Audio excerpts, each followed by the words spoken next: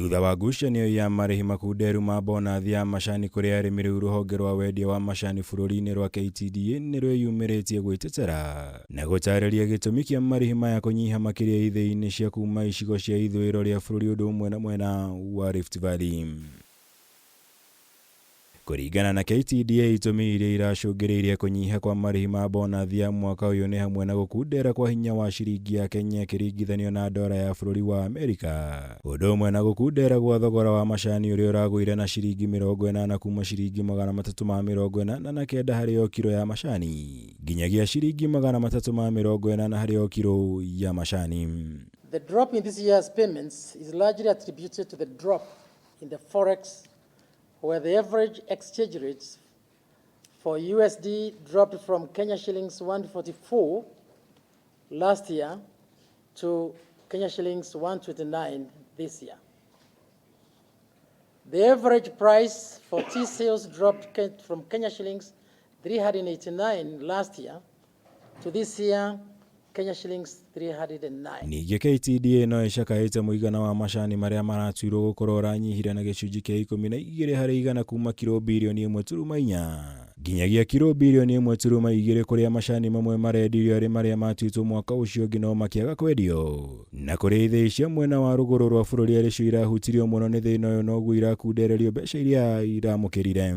It is important to note that there was a large carry-over stocks from last year's production when the reserve prices were removed. The tea sold at a reduced price compared between this year and last year. The factories that were largely affected by the reduced prices are based in the West. Hakuna mtu hajajua kwamba kumekuwa na shida ya dola. Everybody knows. Hakuna mtu anajua kwamba tulipoteza soko ya Sudan. Hakuna mtu hajui tulipoteza soko ya Iran. Hakuna mtu hajui tumekuwa na shida katika soko za Pakistan kwa sababu ya dola. Kuna mtu hajui hayo maneno.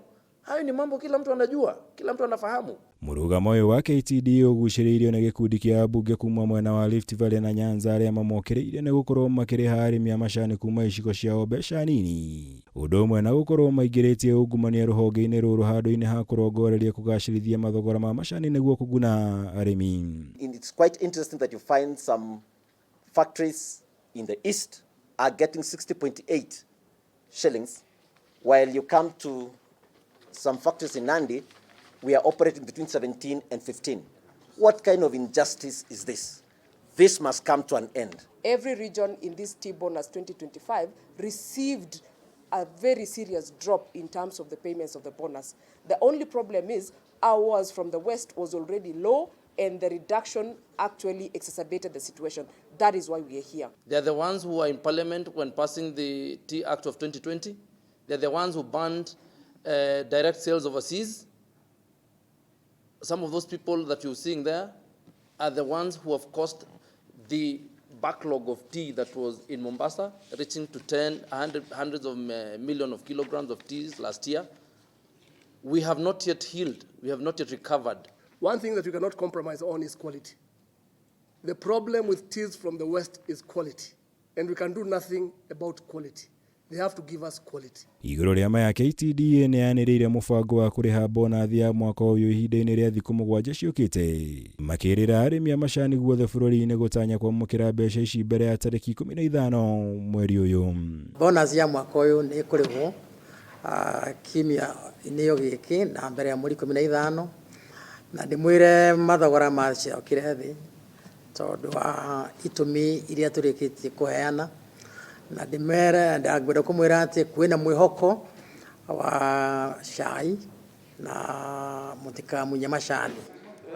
Ngĩribotera Kameme TV, njĩtagwo Mwaũra wa Gunya.